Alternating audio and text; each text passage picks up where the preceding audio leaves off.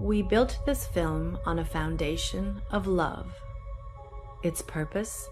To shatter the mental barriers constructed from a lifetime of indoctrination. The eyes are useless when the mind is blind.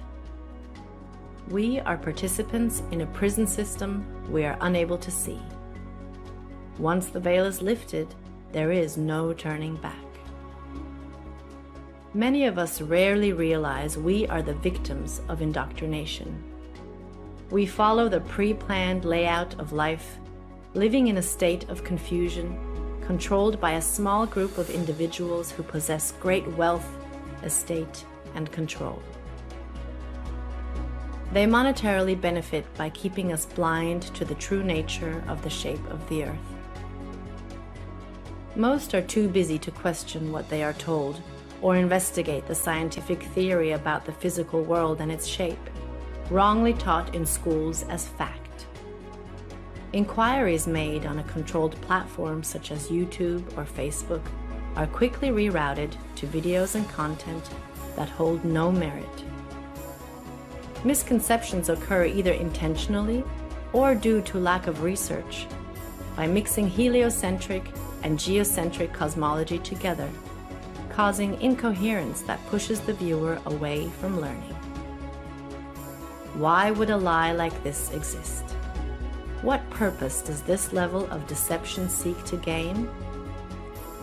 The hard, solid truth is that all the known space agencies and related industries have made untold amounts of money for many, many years, providing nothing but CGI, fisheye lens curvature, and Hollywood-style productions as proof.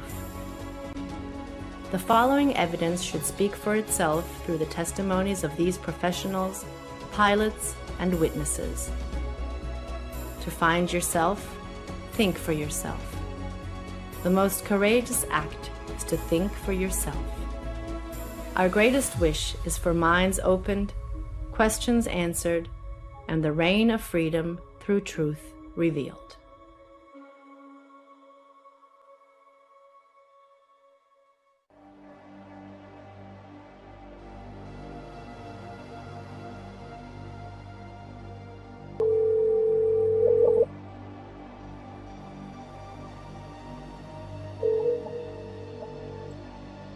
Good afternoon.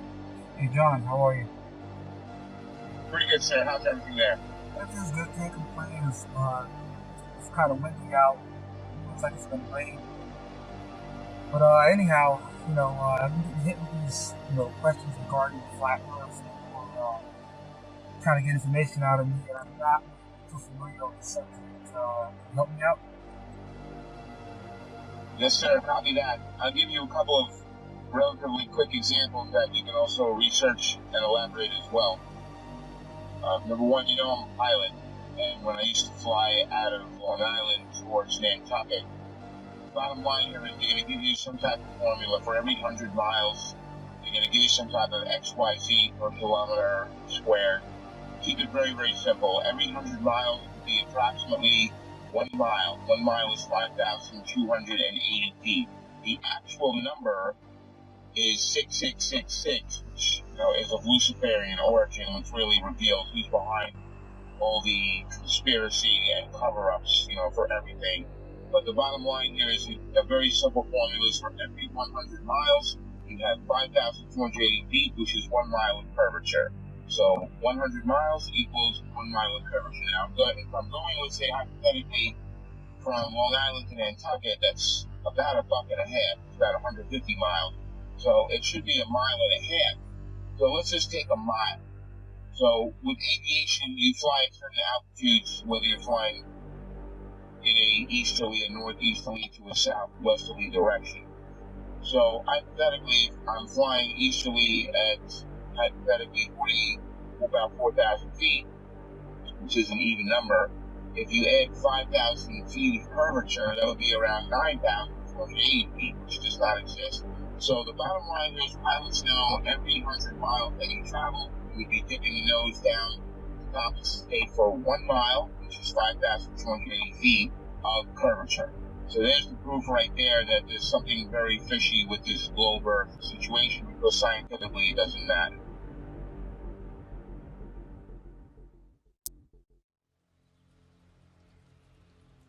My name is Joshua Silva. I am a licensed commercial pilot and flight instructor. I have had a lifelong love of aviation and aerospace, and when growing up I even fancied myself an amateur astronomer. I would drag my family and friends and anybody I could to every air show I could possibly find in Northern California. I was the only kid you knew, or anybody knew, that knew the various components on aircraft, spacecraft by heart. I absolutely loved anything to do with flying or space. But my love of aviation and aerospace never stopped. I continued studying, had an entire library full of aviation books of various military and civilian aircraft, military history, every aviation campaign and theater in almost any war. I studied religiously, and it was just out of pure passion. Later in life, many years later, I decided to become a pilot. As strange as it may sound, it hadn't occurred to me to become a pilot up to that point. I just simply loved aviation and aerospace, but I decided to become a pilot, and I began attending a prestigious flight academy in the Midwest and attending university at the same time, and to gain a degree in aeronautics and aerospace. Shortly thereafter, I began flying twin turboprop aircraft out of Northern California for several nonprofit organizations, and years after that I found myself flight instructing for various small flight schools, both in California and in Arizona, and then on to large academies that trained for the airlines and even some military flights. Shortly thereafter, I began flying regional business jets, and that's when the story of me finding the topic of flat Earth started.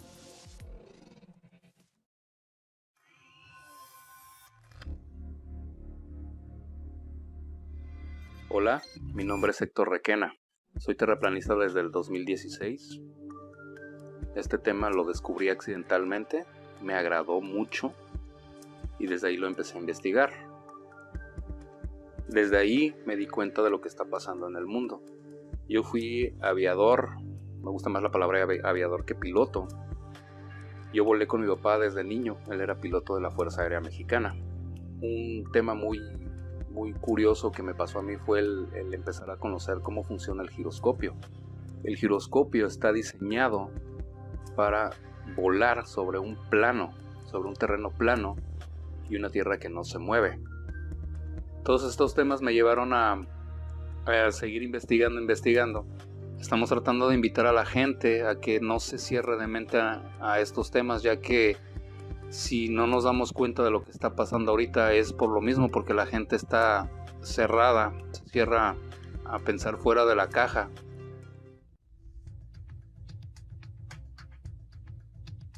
Been a military brat all my life. However, I've been in the industry of aviation for the last 21 years. And I became an FE somewhere around 15 or 16 when I really started looking at conspiracies. I looked into Benghazi because I happen to work on government contracts abroad, overseas.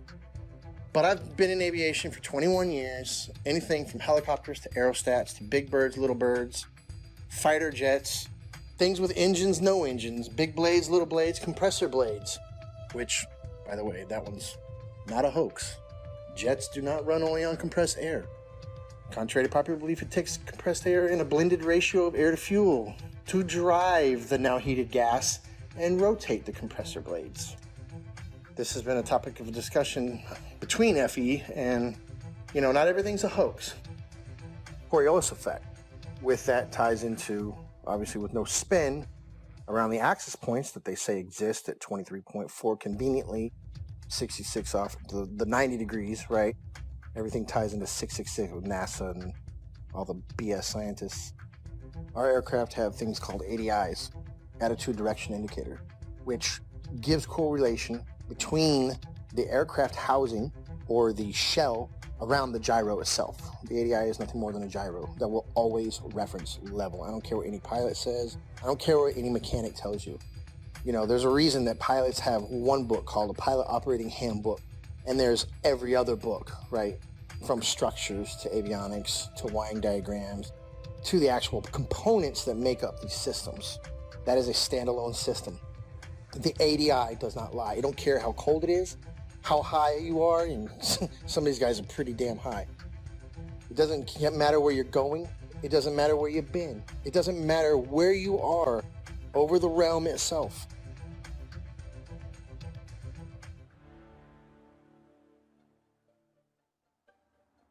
I woke up to the truth of the flat earth, shape of the earth, as an engineer and a pilot. So I've studied engineering, physics, 3 different ways: basic physics, electric physics, and construction physics. And also as a pilot, as a rotary wing pilot, that is helicopter pilot, I studied aeronautical physics as well. So I can cover and discuss just about any factor of flat earth. Not that I'm any smarter than anybody else, but I've studied quite a bit of factors that analyze shape and motion of just about any object. That's physics, also aeronautical physics, and principles of flight. I can tell you this: airplanes fly straight and level. That's even an aviation term, straight and level. Airplanes will fly for hours at the same altitude, never dipping their nose down to follow the curve of the earth. An aircraft on a 12-hour or even 18-hour flight from Portland, Oregon to Seoul, Korea, that would have that aircraft starting at one point and then flying so far around the earth that it's flying downwards with its nose vertically downwards, and then starting to go around the curve of the earth so that the airplane is now flying upside down. Would have to make that kind of a flight path on a globe, which is, it's such an absurdity. So that being said, I come into the true shape of the earth, the flat earth, as a skeptic, like most anyone else. I'll tell you my story. My buddy told me about this. He said, "Rob, you need to learn about the ice ring. You need to learn that the earth doesn't move. This globe is garbage." And I laughed at him. I said, "Are you kidding me? I'm not even gonna look into that." And he said, "That's fine." He said, "That's fine. You don't have to look into flat earth. But until you do," he said, "until you do look into flat earth, you will remain a slave of the matrix." And interestingly enough, at this point, this was more or less November, December 2015, I had already mentally resigned from the U.S. military for 3 years. I had already resigned because of Benghazi. I realized, and I saw for myself, I'd been working with U.S. as an Army officer, working for State Department for a good 10 years. And so what I did, I turned my physics awareness, I turned my studies into analysis of the shape of the earth.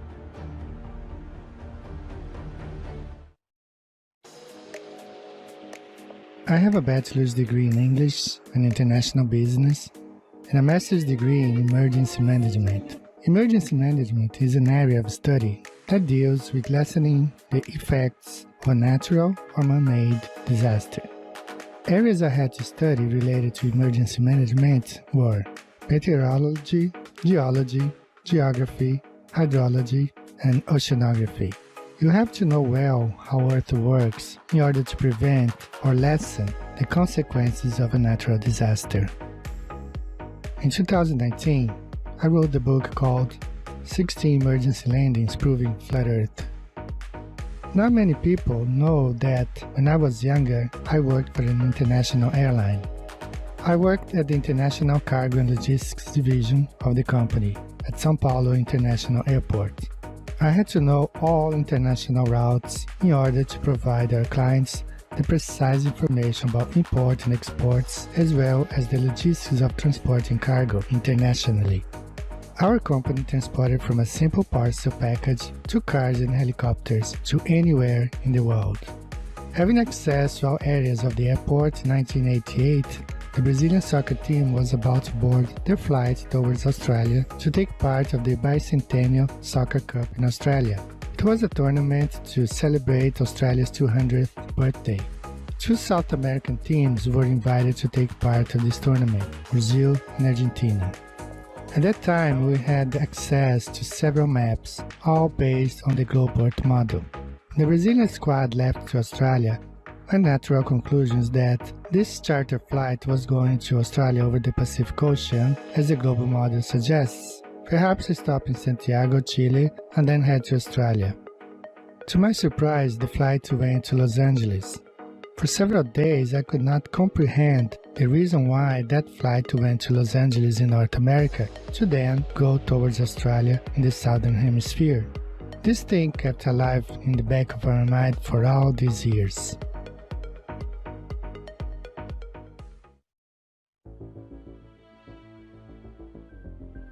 I'm a merchant marine. I've been selling 15 years. I graduated from the Paul Hall Maritime Center out of Piney Point, Maryland. I primarily sell on container ships, tankers, drill ships, military cargo vessels, you name it, I can sell on it. My selling capacity of bosun, I hold the title as AB Unlimited. That primarily sell deep sea and coastal, meaning up and down the coast, west coast, east coast, and deep sea is out deep sea across to other continents. What led me to the flat earth was actually my sister. We've always been into the conspiracies and the 9/11 and Sandy Hook and all that stuff. And one day she said, hey, you want to see a conspiracy, you should look into the flat earth. And I looked at her and laughed because I had seen the videos come up in the feed and they showed that disc thing in the space, and I laughed at it and whatever. And she showed it to me and I laughed at her. And I went and pulled out my phone and I looked up a video. You can look it up. It's called Dragon Link FPV to Space. And what you'll see is basically an RC airplane that's been taken up about 80,000 feet, and they release it, and then the airplane comes down with power. And it has the Dragon Link system, which is capable of making control and video. Anyways, but they had a GoPro, so you see this curved globe. And you know, that said it for me. When I saw that, I was like, oh wow, look at that. So I brought that down to her, put it right in her face and said, look at that. And looking back, I remember her smile on it was like, you know, okay, she wasn't gonna argue with me. And she said, okay. Later on, I don't know, a couple days later, whenever I seen it in there, and I said, all right, I had nothing to watch. I hit it on the YouTube, and I knew within 10 minutes of it. I forget which one it was. I think it was probably one of the documentaries, but it was almost like I instantly knew. And then what happened was a lot of the proofs that I had were before I was a flat earther, such as seeing contacts at 30 miles out with the naked eye on the horizon, which is impossible on the globe model. So much so, it was me, the third officer, and the lookout. We were standing our watch, and I believe we were in the Mediterranean Sea. Look out, look and watch. I say, okay, we got a contact out there. We look and we try and get it on the radar. We get it at 30 miles out. When the chief mate came up, we had told him, hey mate, we got a contact earlier 30 miles out. He said, bull crap, I don't believe you. And we all looked at each other and shook our heads and said, yep, they got it. He stormed off the bridge, ran down, came back up. He had the Bowditch, which is a thick green book that's everything you ever need to know about being on the ocean, sailing, navigation, everything. And he comes up and he says, the math doesn't lie. And he slams down this piece of paper and he says, our bridge height is at 100 feet versus how far? 30 miles. It should have been behind like 600 foot of curve. I remember 600 something foot. He had all the mathematical, of course I didn't know, okay, that's good. All right, he must know what he's talking about. But we're looking like, well, I don't know. We got it on the radar. Then the radar must not know what it's doing.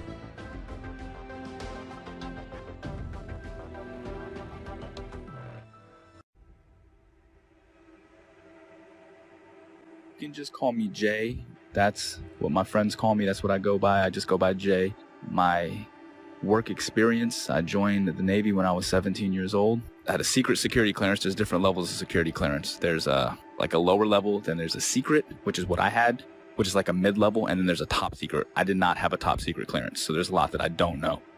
But I did have a secret clearance. So it's basically the mid-level security clearance for the government that I had, and I did that job for 8 years. I worked in operational intelligence specifically. The radar navigation, there's a limited scope of what we're able to see. Now, granted, this is 15 or 20 years ago. what I mean by that is, with it being 15 or 20 years ago, the technology nowadays on the new warships, I would imagine, are just off the charts advanced compared to what we had, 20 years ago in the early 2000s when I was doing deployments for the Navy.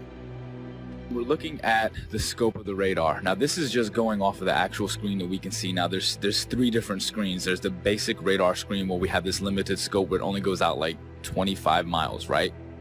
Then there's this other bigger screen, and I forgot the name of it, but it goes onto this huge projection in the Combat Information Center. Basically is where all of the information is housed. And on this huge screen, we can actually zoom out and see a significant portion of our area of responsibility. I can't say the exact number. Again, a lot of this is classified. Basically, when we zoom out onto this large projectile screen, it goes in and out, right? So the reason why we're able to zoom in and then pull back out is just for accuracy. So if we're looking at something that could just be like a buoy in the water, right? Just one of the little tiny buoys that the ships can use as kind of placements to track where they're going, that can be mistaken for an actual small watercraft. So we have to be able to differentiate between that and some of the ships that we're looking for, because some of the deployments we're out there looking for drug ships, we're looking for other types of ships, submarines, basically just to keep a track of everything. That's basically what the Navy and Coast Guard do. They want to make sure that they know what's going on in the seas, and that's kind of the way the United States Navy operates. They're basically dictating what happens in international waters.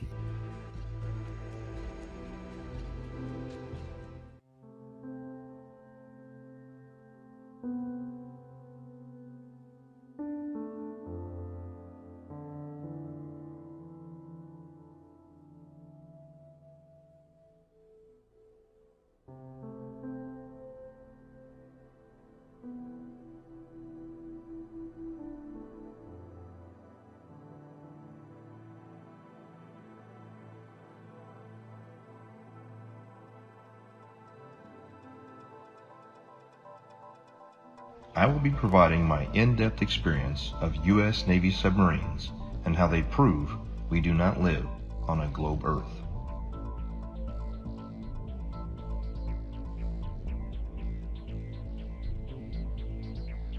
However, due to the nature of my job and the security clearance that I hold, I wish to remain anonymous.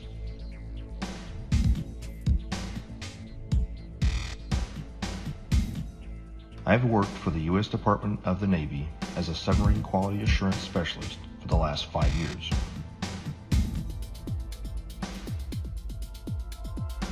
My job is to ensure that each submarine is built properly, safely, and to the engineer's plan.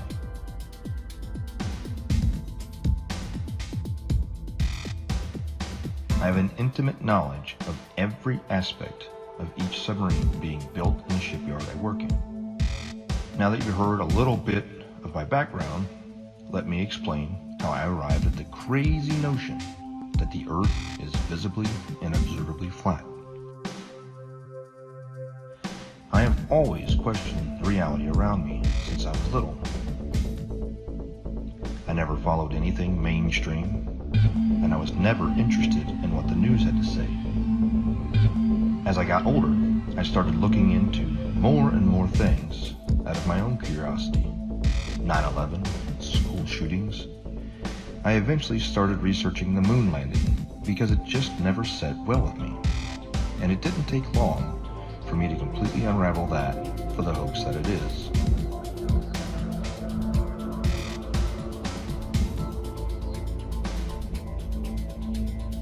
After that, I was starting to realize that we had been lied to on so many levels. What else could there possibly be? Then I saw a video about the flat Earth pop up on my YouTube recommendations. At first, even with my awakened mind, I thought this was absolutely ridiculous. I decided that I'd look into it simply to disprove it and move on. It should be easy, right?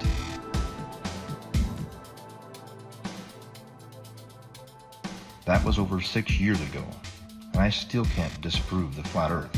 In fact, the more I research it, the more it reveals.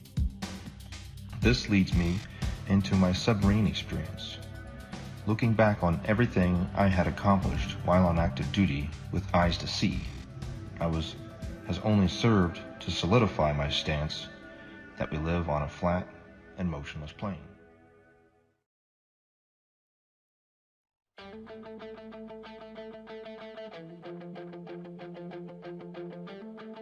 The theory of more land being hidden on Earth as one of the possible motives to hide the fact that the Earth is not a spinning water ball corkscrewing through space is something that many flat earthers have postulated over the years. And I just couldn't shake the concept from my mind where, just like Rear Admiral Richard Byrd suggested during his Antarctic expedition, Operation High Jump, that there is undiscovered land on Earth, and that possibility spawned an idea to write The Elusive Curve, a modern-day quest to discover another world. The Elusive Curve is a fictional novel created to convey a very non-fictional message, that the Earth is a flat, motionless, level plane devoid of any curvature. When Max Carter discovers irrefutable proof of the true shape of the Earth, the course of his life drastically changes, and he becomes a man obsessed, convinced that there is more land being hidden beyond Antarctica, and that he is going to reach it. The Elusive Curve debunks typical globe Earth claims, including ships disappearing over the horizon due to the curve of the Earth, the Foucault's pendulum, and the Coriolis effect, whilst presenting flat Earth proofs like visual perspective, level water over vast distances, and long-distance photography, all within the context of Max's varied and colourful relationships.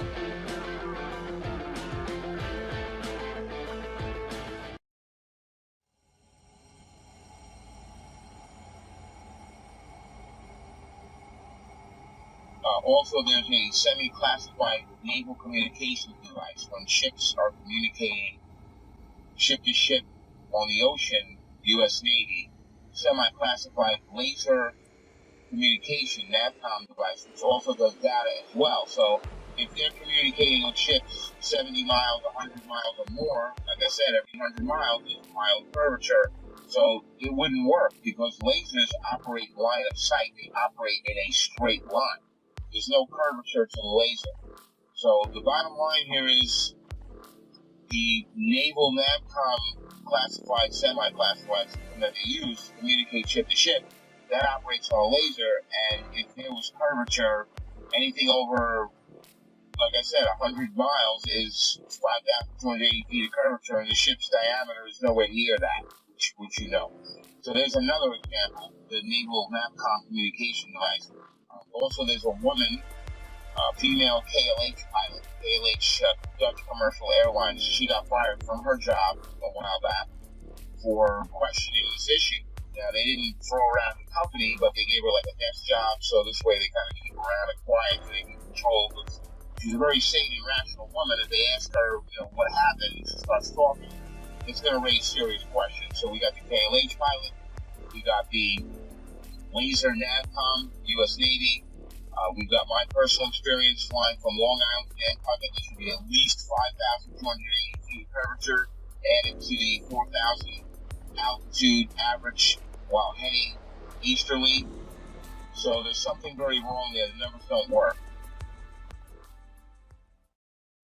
Could the Earth actually be flat? I began to see opinions and arguments that seemed logical, but I heard several arguments, which I now know were most likely disinformation, easily disprovable in the aviation world, but there were some that stuck with me. And so, myself being the way I am, I ran quickly, metaphorically, to my old textbook, and I opened my old textbooks, found them, unpacked them, cracked them all open, and even downloaded brand new copies in PDF form offline of all these books to make sure that nothing had been changed. I thought for certain that I knew exactly what compensation pilots are trained while flying to compensate for the spin or the rotation of the Earth, for instance. As far as falling around a globe, that I assumed in my mind would be an aircraft's angle of attack. But upon more study, I found that not to be true. The angle of attack being the angle between the aircraft's flight path and the relative wind. which is something that pilots are very familiar with, and it's the idea that an aircraft has to be slightly pitched up, essentially to stay airborne, or a surface of that aircraft has to be pitched slightly to create a difference in air pressure to hold the aircraft aloft. And that is assumed, or was assumed at that time by myself and other pilots, to be the compensation one would make for falling around a globe while flying, period. But upon further research, I found that this was not the case, and it was not even mentioned anywhere. This compensation was not mentioned anywhere I could find in any resource that I had gone to flight school with. And they were extensive. There were many, many books, especially as one progressed towards the commercial flying side, especially elective courses, especially if you're going to university as I was, studying aerospace, then you would assume, and I had assumed, that this was calculated for. Again, as far as ADIs, in every aircraft, it references the level horizon or references sea level always. There's no way that you can convince somebody of sound mind that if you take off from New York and immediately flip upside down, now your housing or your ADI is referencing upside down to you because you're upside down. It's right side up. It cannot deviate off level. It doesn't matter how much fuel you got in your tanks. It doesn't matter if you're a helicopter or an aerostat or a fighter jet. That gauge will always reference level. It has to, because otherwise it would be a poor reference. And if you could manipulate it, why would you even have it in the airplane or your aircraft? But if you go take off 2 miles away, do a barrel roll, you're now flying upside down. At what point does that gauge show you back right side up? A half a hemisphere away? Is that what we're led to believe? Is that what we're supposed to believe? At what point does it right itself if you never flipped back over and continue flying level? You see what I'm saying? It's ridiculous. It's ludicrous to think that thing compensates for curvature in straight and level flight.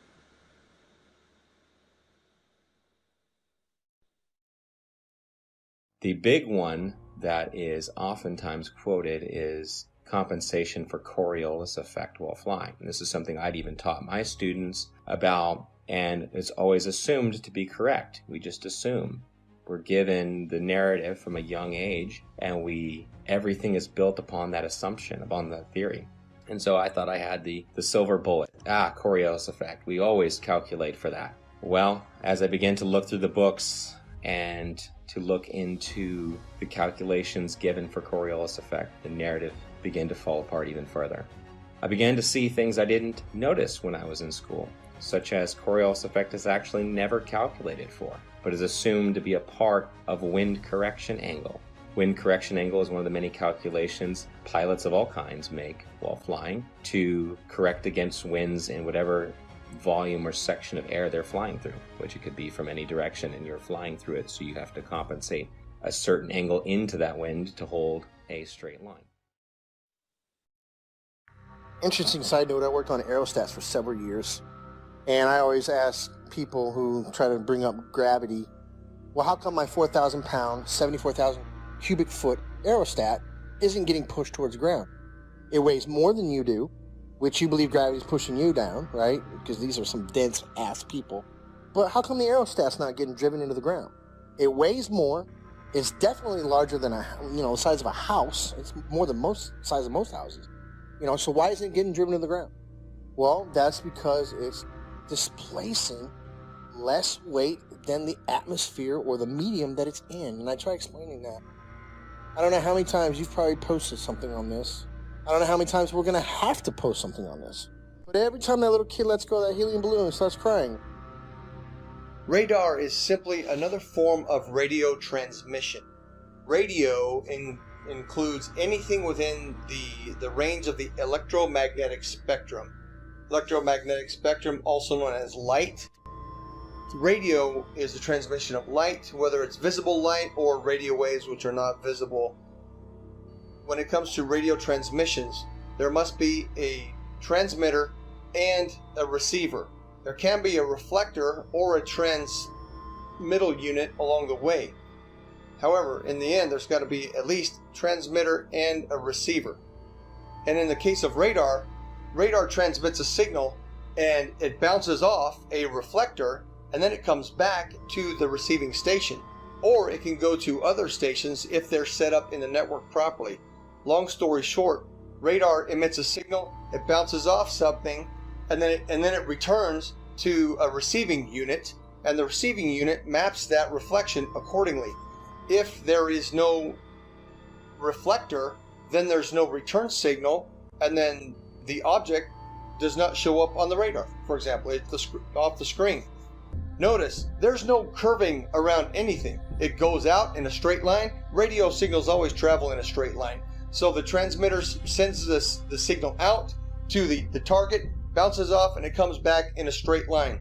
Radar cannot travel over the curve, and hence, radar is dependent on line of sight, direct beam from the transmission to the target. It reflects and it comes straight back. There is no curving around anything, thus is radar.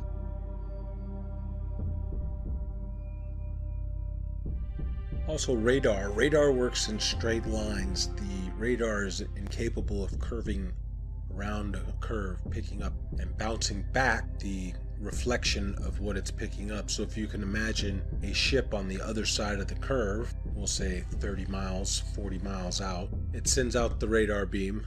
The radar beam is supposedly curving around this ball, bouncing back, and then bouncing the reflection, curving back around to be picked up by the radar. That's not happening. It's flying out straight, and when it picks up something, it hits it back. It's not going around any curve. That's plain and simple. That can be looked up on your YouTube and see how radar waves work. They don't go around the curve. Every diagram shown will show you straight lines. They don't show you curved lines.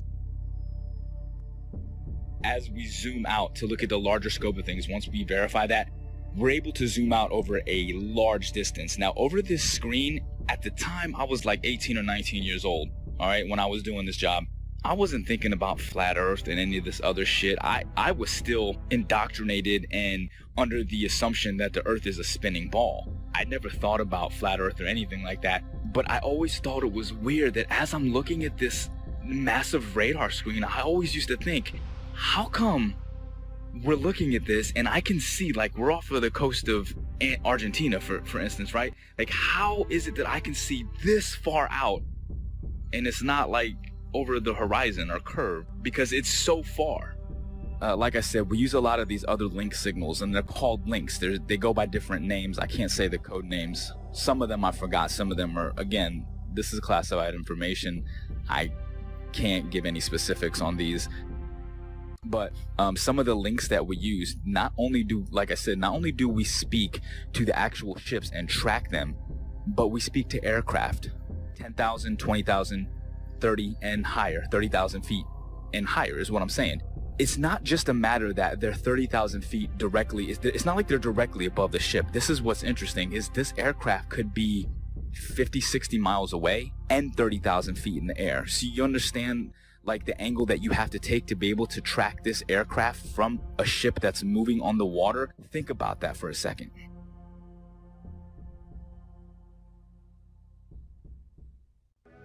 I served on board of a United States 688I fast attack nuclear submarine, and I can personally attest that we never constantly angled down during our submarine deployments. One of our longest transits went from the Gulf of Oman around the southern tip of Africa and back to Connecticut. We were underwater for almost 3 months straight. My job on board as a radioman meant that I spent a lot of time both in the radio room and in the control room. The control room is where they navigate and drive the submarine.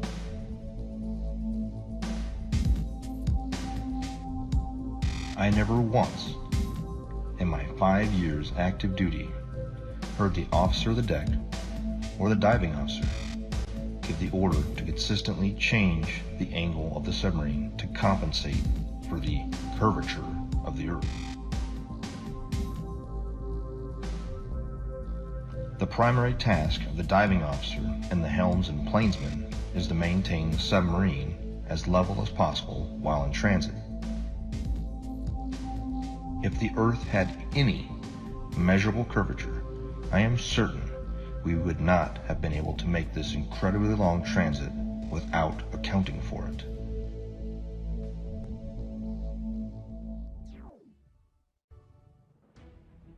And then the big one is given after that. Well, GPS auto corrects for it. And that sent me down yet another path. GPS auto corrects for it. If it's a satellite-based system, how is it correcting for spin if it's also spinning over the same body? And why are there large gaps in GPS coverage over large oceanic bodies? Do they just turn them off? It's just not worthwhile? There have been enough aviation accidents at sea, very far from shore, that would say otherwise. And if you gave the American taxpayers, the ones funding these satellites that are supposed to track aircraft, the information that, well, we're just shutting them off because it's not worthwhile, those 3 or 4 jets full of hundreds of passengers just have to use other navigation methods such as dead reckoning, which is basically using a stopwatch and guessing to the next checkpoint, essentially. If you were to tell them that, they would be infuriated. So that could not be the case. Coverage was a problem. Even over large and non-densely populated areas, you would lose GPS coverage, even in jets at times. So this began to unravel the thread of satellites and satellite timing, and the fact that many reels of footage show these satellites being launched by balloon rather than by rockets. How the concept of these rockets doesn't even work to make it past the atmosphere, much less leave something in perfect geosynchronous orbit. I actually had the privilege of working a short time at a satellite manufacturing company in Northern California. Got to see the assembly and participate in the assembly of satellites, space-based satellites, or so they were said. There would be small bottles encased in these structures that were encased by another structure. The small bottles were the fuel cells. These fuel cells were incredibly small, smaller than a diver's tank in most cases, much smaller. And this was supposed to be all the fuel that the craft needed to run and operate, as most are not actually electric, they're becoming electric now, and sustain itself in a perfect orbit by just small bursts from its engine or its propulsion system. But truth be told, I've been to many countries, done many things, all things aviation. I can say with absolute certainty, and I can attest, the plane does not dip nose down to follow the curvature of the Earth, ever. Matter of fact, most planes have an airfoil that are 3 degrees nose up in straight and level flight. And the reason that is simple. If the nose of the aircraft was at 0 degrees or level flying through the air, then it would porpoise, right? It would be quite violent because some of the air would go over the nose and some of the air would go under the nose. And it would cause that nose to go up and down, which is literally like a porpoise or a dolphin out of water.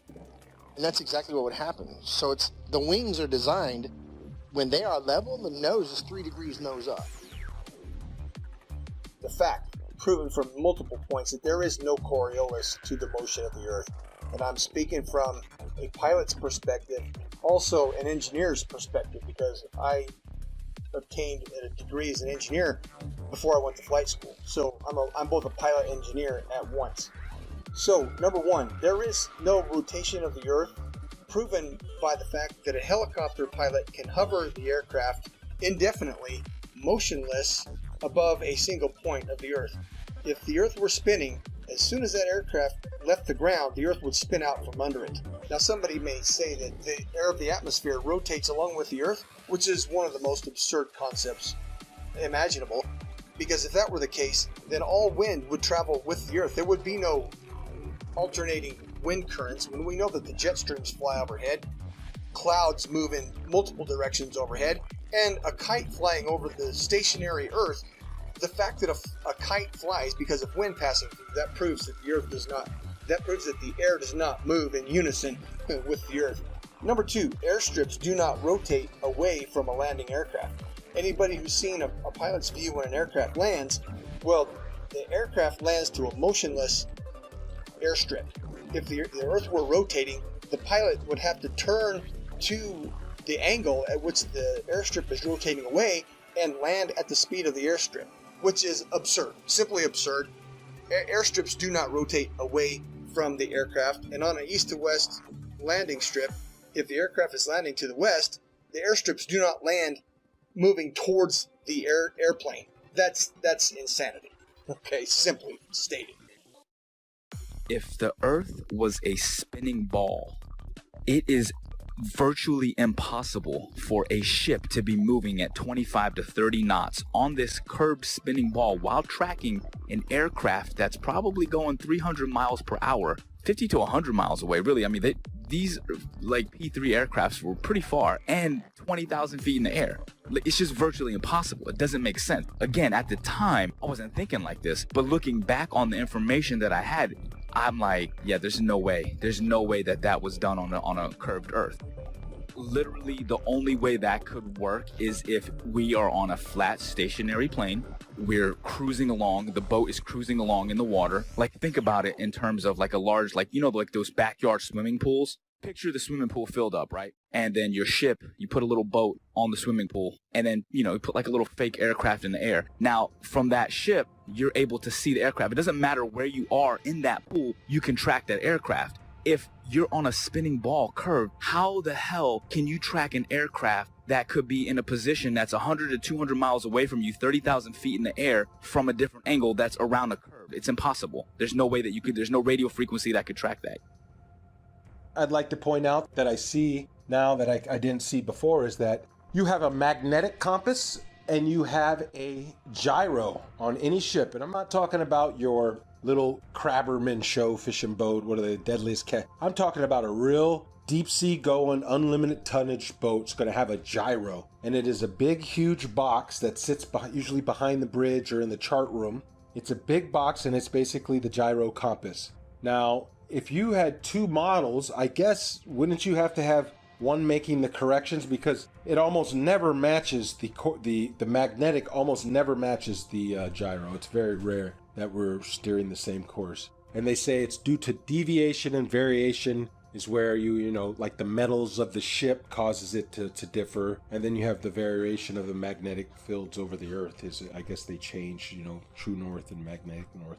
But the way I look at it is, man, they got two different machines. One is a machine and one is from God. The way to get around the earth. God's not a dummy. He put the way to get around the earth with the compasses. If back in the day they had motorized vessels that can get them around, they would probably have got around a lot better.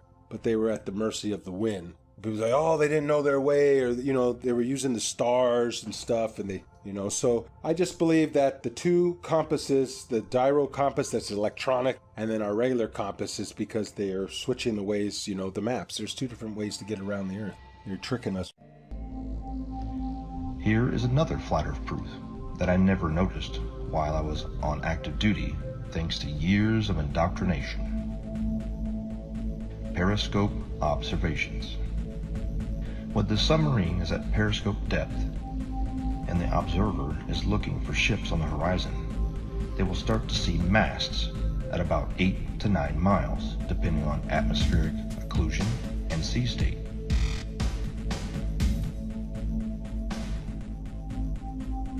The hull of the ships won't be visible until about 5 miles, depending on atmospheric occlusion and sea state. At 9 miles away, the target should be 26 feet behind the curve, but this isn't what's observed.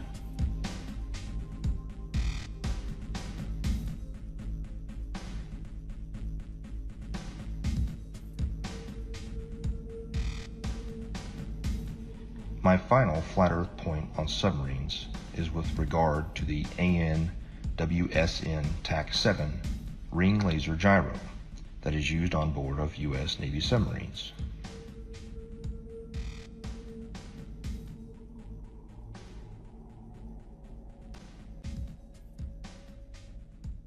A typical gyroscope, like the ones used on board of an aircraft, is a device used for measuring or maintaining orientation and angular velocity.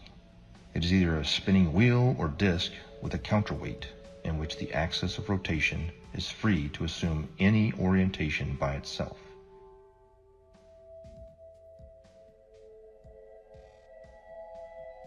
When rotating, the orientation of this axis is unaffected by tilting or rotation of the mounting, according to the conservation of angular momentum. However, a ring laser gyro doesn't have any established weight. They use light as a point of reference. It spins up a disk that shoots out lasers, and it has a digital encoder that deciphers where the laser strikes inside of the gimbal system. No make-believe gravity required. Let's just say we're like 30 miles away. These missiles can shoot much further than that. I can't give you the exact number, but say we're 30 miles away, okay? 30 miles is far. So from our ship, we can track on our little, we have like a missile projectile. It's like a radar, but it's a little bit different. It's specifically designed to track the missiles. You actually input the coordinates, latitude and longitude of where you want the missile to strike. Really, really high precision accuracy. I mean, really accurate. We hit that launch and the missile, and it will hit that target 30 miles away, even longer than that. Now, here's the thing. Again, that's not possible on a curved Earth. These missiles are huge, 50 caliber project that are carrying massive amounts of explosives in them, okay? Each one of these missiles are probably worth hundreds of thousands of dollars. So whenever you're lining up these missiles to shoot at targets that are 30 plus miles away, if the Earth is spinning. Again, now think about this. We're not sitting like on land holding a gun, all right? So picture this. We're on a ship, like actually in the middle of the water, okay?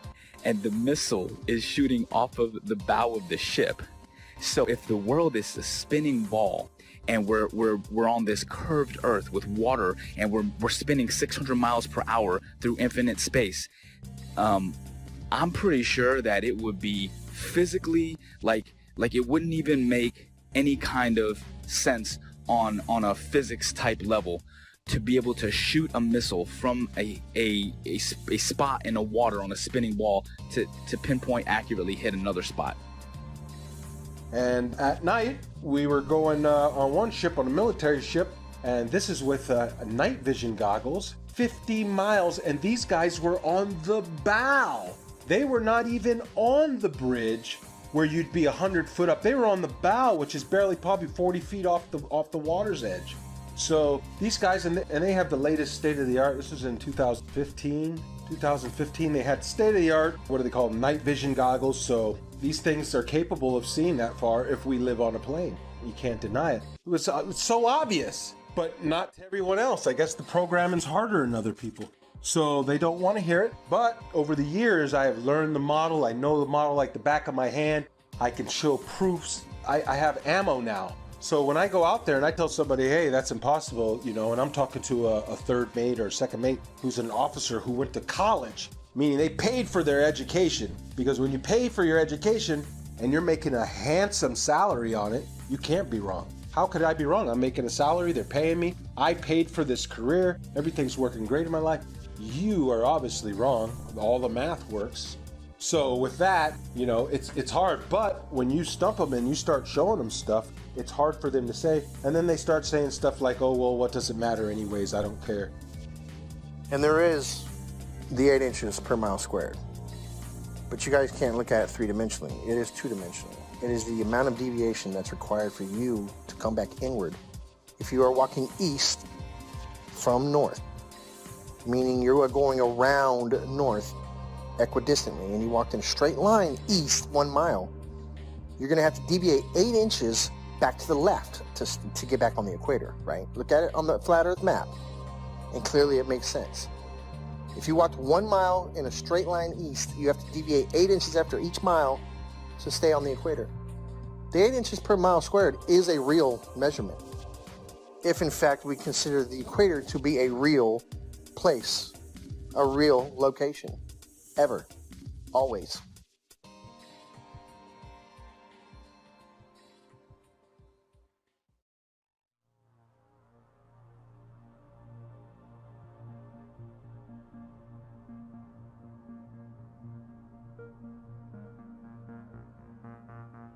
In 2015, I came across YouTube's suggestions for Flat Earth videos. My first reaction was to laugh off. After seeing Flat Earth videos in one of my favorite channels, I decided to watch one. When I came across a Flat Earth map, which I had never seen before, it immediately sparked me to look at that flight route Rio-Los Angeles, Sydney. And I could then understand why the Brazilian soccer team went to Los Angeles and then to Australia for the tournament. The Earth is flat, no doubt about it. The following weeks and days were followed by more research and disbelief. I had been a NASA fanboy my whole life, paying 2 visits to NASA's Johnson Space Center in Huntsville, Alabama, besides spending so much money in science and science fiction related documentaries, movies, merchandise, etc. But a waste of time. I also tell mates about they lay down and we use all our charting is done on flat maps, straight lines. They never draw a curved line. Every line is straight. Straight lines, everywhere we go on a flat map. And I try to point it out to them. And what they tell me is, Mr. Marcator has put all that in there for you. It's all equated in there for you. You don't have to worry about it. All the curvature calculations for it and everything's figured right into the map. So the straight lines and everything are actually bending somehow. I don't know. So these are just the proofs that I see. Along with, you can see the corpuscular rays are much betterly observed out at sea because it's nothing. It's like a desert. And so you can see the sun like a flashlight just shining down in a cone. Everywhere, if there's a little bit of clouds are right, it looks like a cone, and I point it out all the time to these guys. And I get them thinking, but the programming goes hard on people, and if you're not ready to wake up, well, you're not ready to wake up. You'll just have 1 foot in, 1 foot out. You'll be back in the illusion before you know it. The narrative began to fall apart. I would continue studying and finding that what I fear to be true is reality, that we have been lied to about just about everything. Upon researching military history and then military training and speaking with military gunners in both the Army and the Marine Corps that I know personally, I would ask them about Coriolis effect. And it was always assumed that, yeah, we compensate for the Earth being, a curve, that it would drop. We calculate for the Earth curvature. But even upon asking and having them look into their materials further and my own personal study, again, it found to be an assumed truth with no actual basis in reality, that they would calculate bullet fall based upon angular velocity, drop, friction, amongst other things, and curvature was supposed to be just corrected along with it, just like flying, wind correction angle corrected for Coriolis effect. I've done many of them personally. I've flown more than 1,070 hours in both helicopters and airplanes, and I will tell you factually that aircraft meet their checkpoints, they take off, they meet their checkpoints, and they land exactly as planned on a flat stationary map. No pilot, I say again, no pilot has ever accommodated for the rotation of the Earth when planning flights and takeoff to checkpoints along the way, and then landing. Pilots can plan so well that they can take off and land hundreds of miles away down to within 30 seconds of their planning because the Earth simply does not rotate. A waypoint would be like this. Like, let's say we're out in the middle of the water and we want to hit a target that's like directly to our west, 15 miles away. But that target is able to track our missile coming at them. We don't want that target to know where the missile's coming from, so we can put in waypoint. And a waypoint would be like putting a point out like 20 miles east, and then another point like 15 miles north, and then another point like 10 miles south of that, and then put in our target. You see what I'm saying? So the missile doesn't go directly from the ship to the target. The missile will actually fly to the latitude and longitude of the waypoints that are put in, and then it will curve from there, and it will hit all the waypoints and then attack the target. How is that possible on a spinning Earth? If the Earth is moving at 600 something miles per hour or whatever they say it is, there's no way that missile could stay. There's no way that missile would be able to keep track. Do you understand what I'm saying? At least that's how I'm looking at it. It may be a little bit harder to visualize if you actually weren't seeing it the way that I would see it, or there, or understanding and putting in the coordinates or seeing how this actually worked out. But I'm telling you, like, from my perspective, that is one of the things that makes it virtually impossible to accept the globe as this, well, It's a fake lie. It's a theory. It's garbage is what it is. So y'all think the Earth is a ball. Y'all think it's spinning through outer space.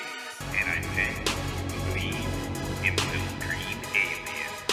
Well, actually, the Earth is flat. Here I'll give you facts, all the math, science, and all of that. Whatever you need to believe. Come on, can't you see that a submarine couldn't use a periscope, nor a plane use a gyroscope? A Huey doesn't adjust for the Coriolis or sniper looking down the scope. This is all hard to take in and hard to cope, but I hope that I've given enough rope to explore the rabbit hole that our Earth is not a ball and it's not spinning through outer space. If someone wants to prove me wrong, please give me a name and we can debate it all day, anytime, and with real test measurements and evidence. Stop lying to the world's nations. We have real science to back our observations. Don't believe in the indoctrination of the people, cause they don't want you to believe that the Earth is level. Don't believe in the indoctrination of the people, cause they don't want you to believe that the Earth is level. Dig deeper, be a rebel, then dig deeper than a shovel. Keep your mind level, it's lighten the curve and lighten the herd. Give the truth what it deserves, tell about what we actually observe. Like a boat going out of sight, if you get your zoom and focus right, it'll come back into light. Just use a laser beam and you will see that water never bends but always finds a flat resting position. 71% water can't make up a ball or a pair. So let me make this clear and get it into your ear. You're in great fear of stepping out of the box. They're keeping food stamps in our socks. They are the slyest of the fox in a controlled delusion of evolution. That's nothing made everything and no proof of creation in this pseudoscience indoctrination. No meaningful salvation, but let's believe in gravity with no proof of how it picks and chooses what can rise and what can fall on this crazy thing we call a spinning ball. Don't believe the indoctrination of the people. They don't want you to believe the Earth is level. Don't believe the indoctrination of the people. They don't want you to believe the Earth is level.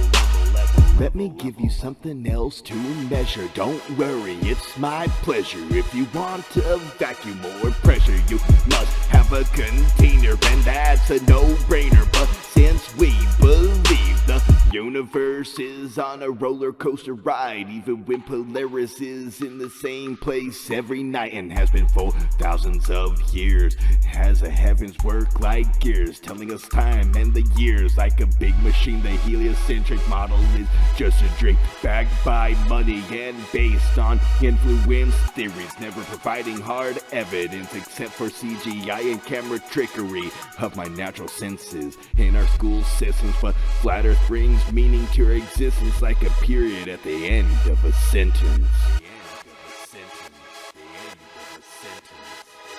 Don't believe in the indoctrination of people. They don't want you to believe that the Earth is level.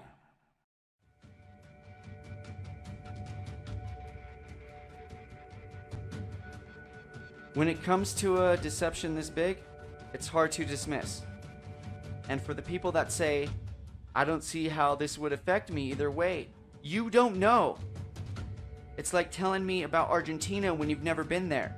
Or it's like telling me about owning a Corvette when you've never driven one. You haven't experienced it. And if you have been through the Flat Earth Awakening, you know how it would affect you. This quite possibly may be the biggest awakening of mankind. Think about it. If you believe in this mass fallacy, you've been robbed of some senses and you don't even realize it. You don't trust your sense of touch or feel. You don't trust your sense of sight. You've been told the Earth wobbles, spins, and orbits, but you don't feel a thing. You've been told that sunsets can't exist on a flat and stationary plane, but you don't understand the vanishing point of the law of perspective? After it's possible to understand and decode a mass deception, it becomes a lot easier to understand other lies. It opens your eyes and raises your discernment. So when it comes to lies like JFK, the moon landing, chemtrails, fluoridation, 9/11, etc., this is one of the most important factors of life I've ever been awakened up to. If it's possible to open your mind to this, your receptors will connect so much faster and stronger than you've ever experienced in your life. Understanding the ground you walk on every day and the luminaries that go over your head every day, which I still don't understand all of its entirety, can change your life forever. Knowing you are specifically, intelligently, and uniquely designed so you know mentally, physically, and spiritually your vibration, energy, and frequency of life. So don't act like this doesn't matter. We've been lied to on a mass caliber. We can prove we live on a flat and stationary plane with observable, repeatable, testable experiments with data, hypothesis, and conclusions without depending on blind faith, indoctrinated, religious, theoretical, nihilistic, opinionated philosophies. That's the difference.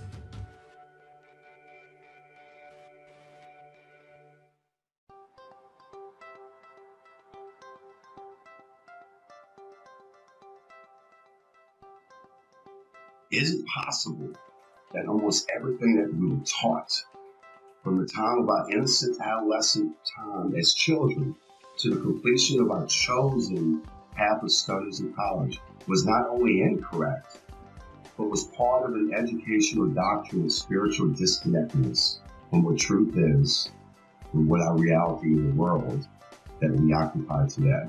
What if I told you that this is but a small capsule in a puzzle that was well planned and engineered by a world control system to propagate a catalog of theoretical studies and sciences that in some cases have never been proven to this very day, nor will it ever be proven, ascertained as fact. Humanity appears to have been hoodwinked into a dumber state of who we are, where did we come from, and are we unique in God's creation concerning a geocentric world, or are we in a heliocentric world based on theoretical studies by a Jesuit astronomer named Nicholas Copernicus? He suggested this in 1543. His works were not released until after he died because he himself didn't believe in the spin ball theory either, that is taught still today at the highest levels of education. On my book, which is the variously planned agenda that has gone on for 474 years, seems to be threatened to become full disclosure of the biggest lie in the history of mankind that is kept by the world's oldest secret society called the Freemasons. The very uniqueness of humankind was spelled out correctly by our Creator that the earth was the center of the universe, and that he created the sun and the moon as well as the stars and the constellations that revolve around the earth, with Polaris being the north magnetic pole fixed star. How could space possibly exist when you and I have never been in our entire lives seen a real photo of what our own world looks like?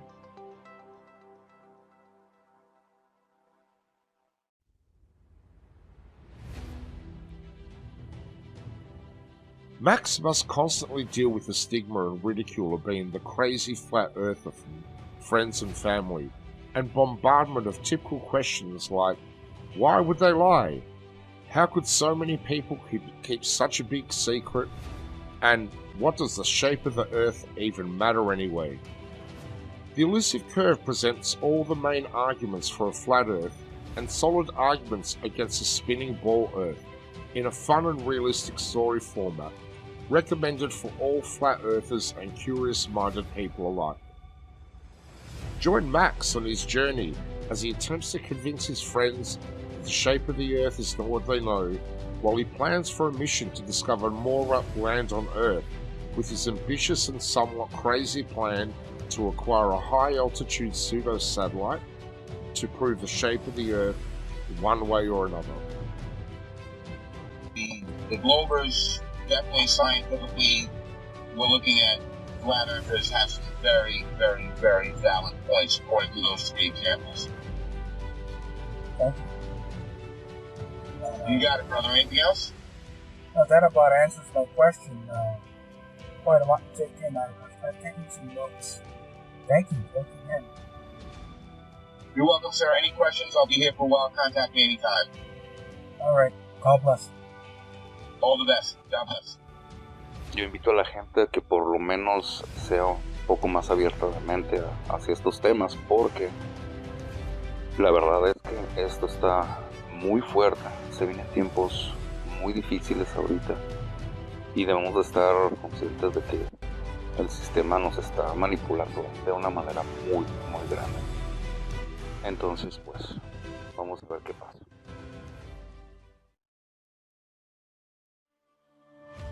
So that began my journey down the flat earth.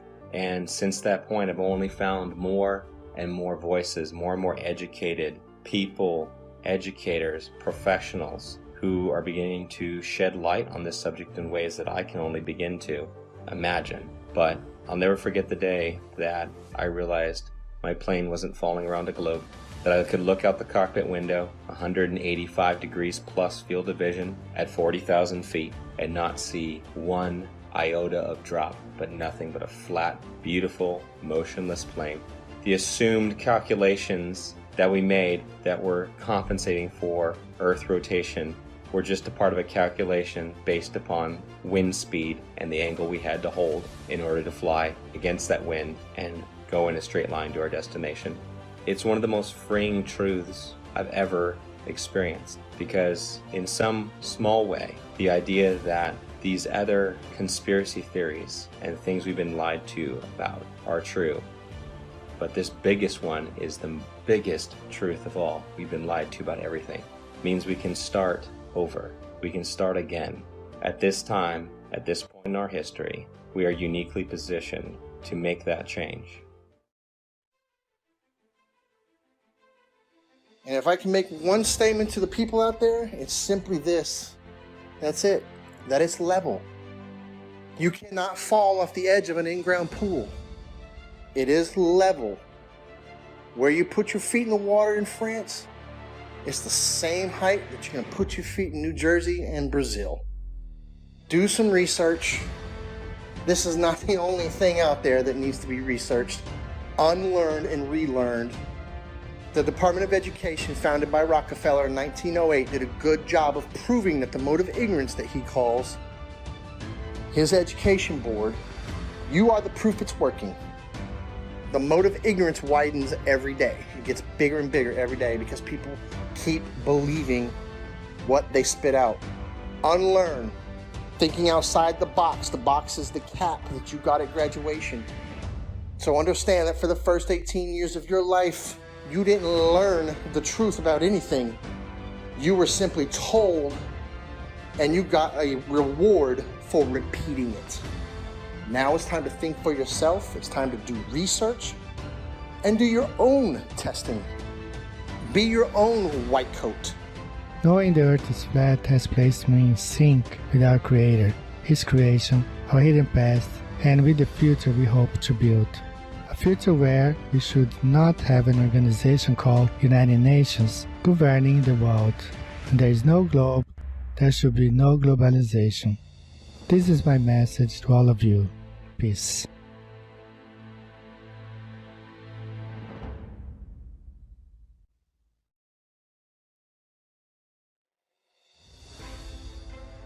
My message to the people is that if you're watching this documentary and it strikes a chord with you, research it, find out more about it. So my message is research it, get all the ammo you can, because if you try and go out and tell your family member or friends or co-workers and you try and tell them this, hey, that, they're gonna laugh at you. And if you don't have the ammo to defend it or the right content to show or to start a kindle a fire with somebody's interest, if you don't have that, you're gonna get laughed. I made the mistake of when I just knew it right when I seen that video. I said, okay, it makes so much sense. I knew it right away.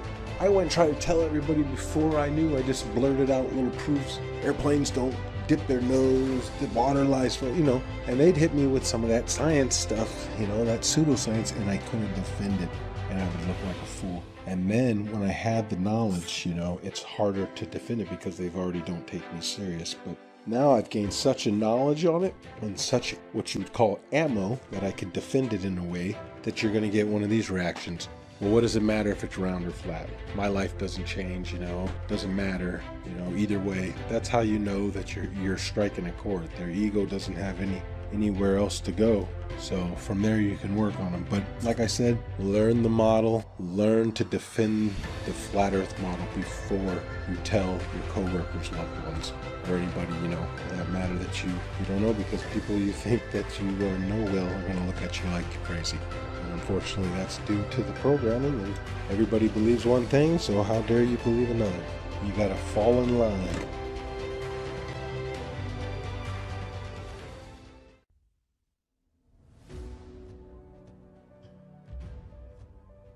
So if you're able to actually open up your mind, look at things objectively, allow yourself to break free from the indoctrination bullshit that you were taught, you'll feel more free. You'll see the world differently. You'll love more deeply and compassionately. You'll appreciate life more. That's how I lived my life a couple years ago. Honestly, I can tell you this. I just hope and pray with all my heart that, as the years go on, this is probably not something I'll see in my lifetime.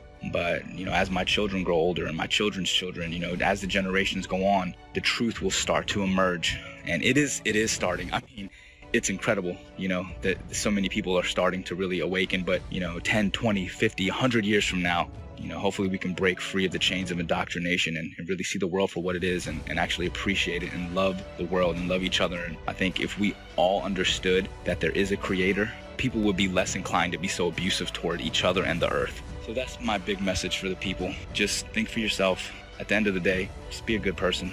Don't be so quick to just believe something and stand by that belief just because it was taught to you at a young age. Question it. Make sure it makes sense.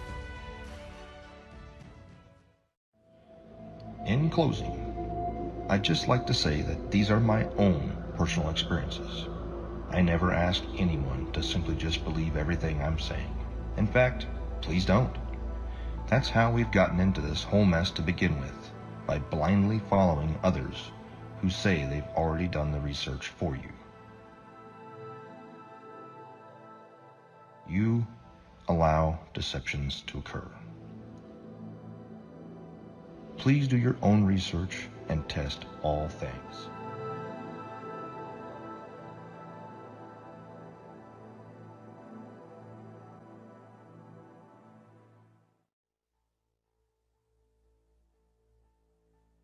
All space agencies are part of the cover-up because they are also Freemasons. It is my consensus that space is fake, and NASA was set up this deception and even admit that images of Earth are composites and computer-generated images. Since 1958, NASA has literally force-fed us to and continue their trickery, sorcery, wizardry, and being only God of oneself, yet cannot get high enough altitude to provide humanity with one single photo of what the very shape of our world is. I believe strongly in the very senses that God gave all of us. And instinctively, our senses are 99% correct. And my book will help those awakening sheep remove the dark shades from this massive deception. And for those who are unwilling or unable to think past their noses, then those sheep will remain asleep. My book is part of the Great Awakening from pseudoscience that has put man living in a Newtonian world of Einstein physics, ruled by Frankenstein logic. Game is over. Consciousness shift of stupidity because of poisonous indoctrination to separate your soul and reality from truth and knowledge. But hold tight, folks. A real awakening is happening all over the world.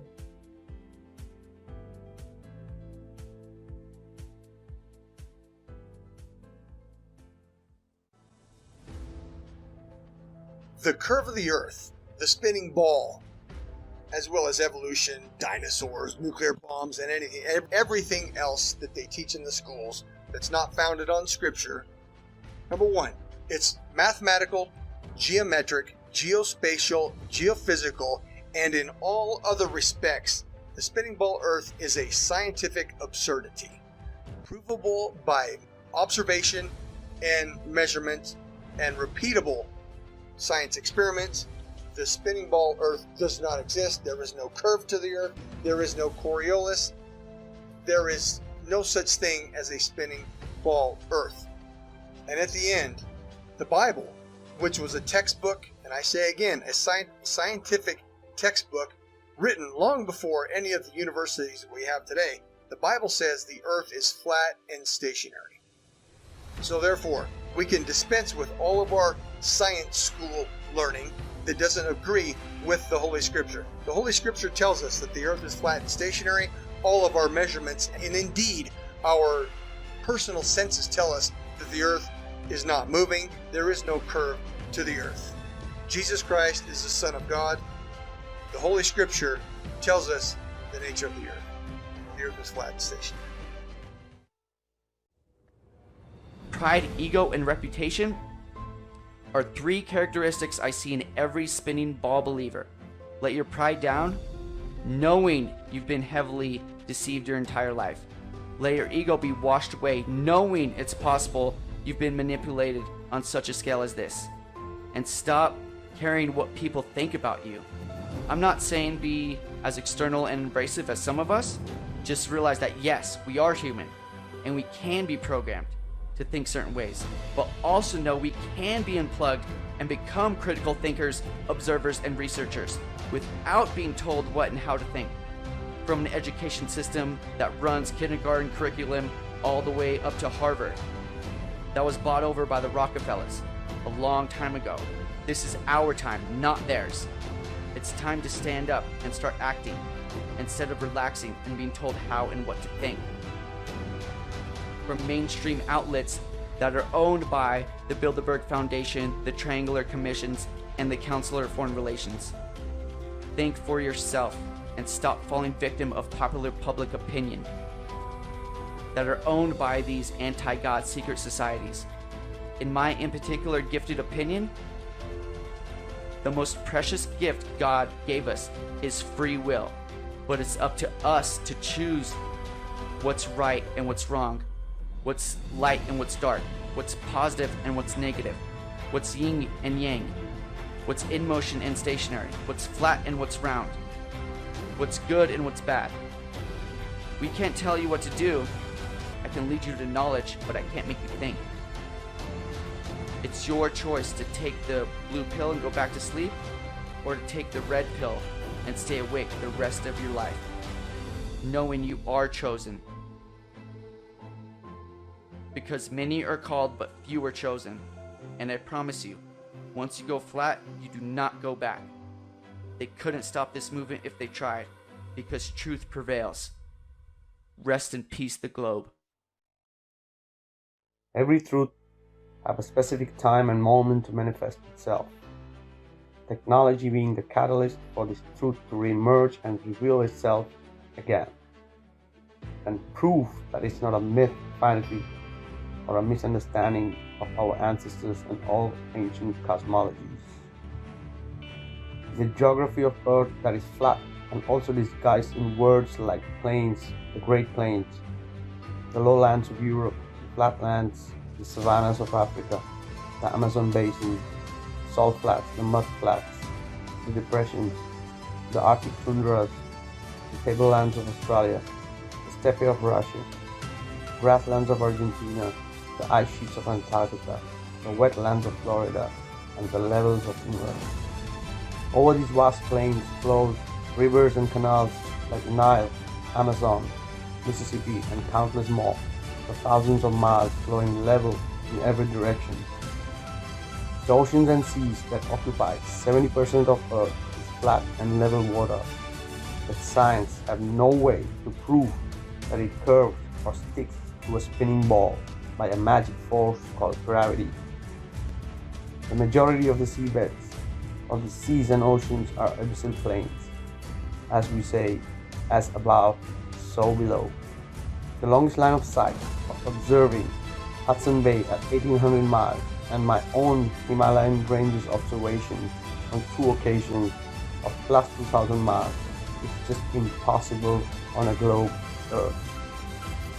No physicist can debunk the testimony presented here by the first category witnesses, nor the real geography, nor the longest line of sight, nor the countless researches, investigations, and evidences that prove we live on a flat and stationary plane. The one who needs to prove that it's legit or not is the globe.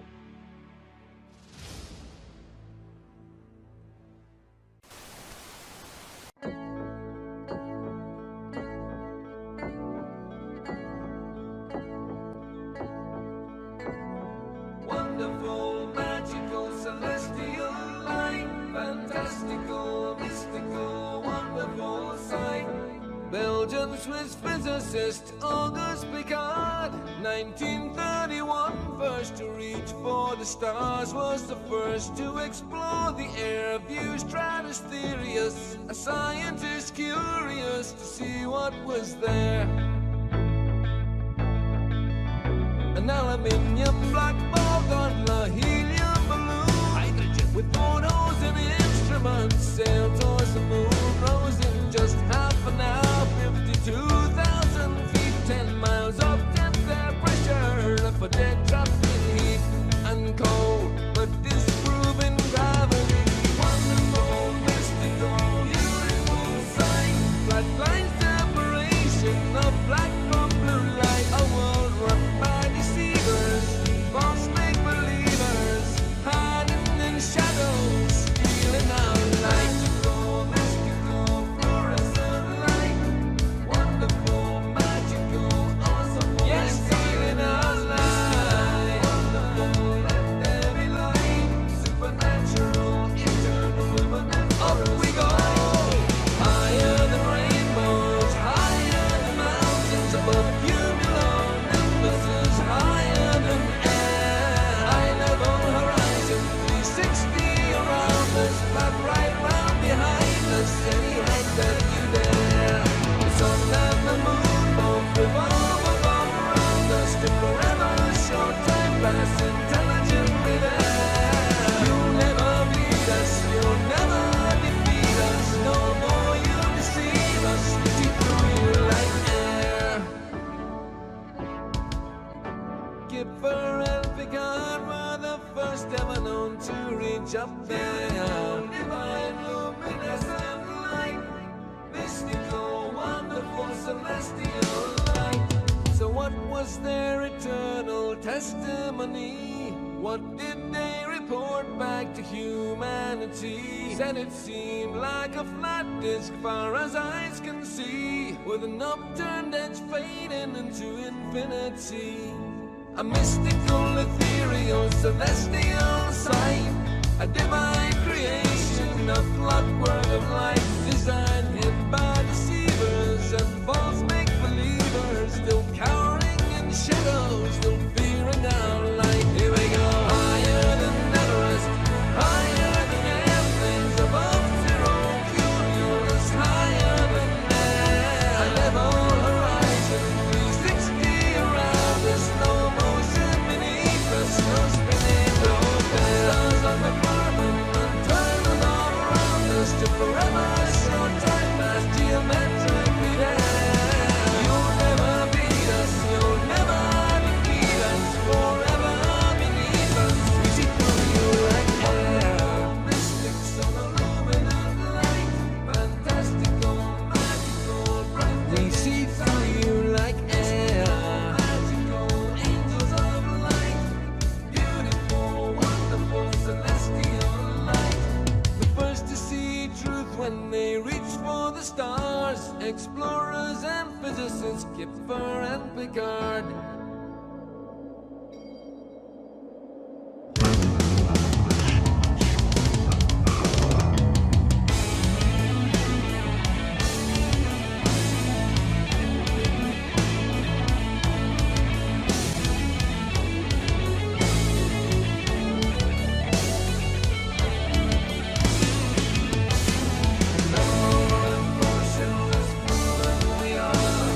Never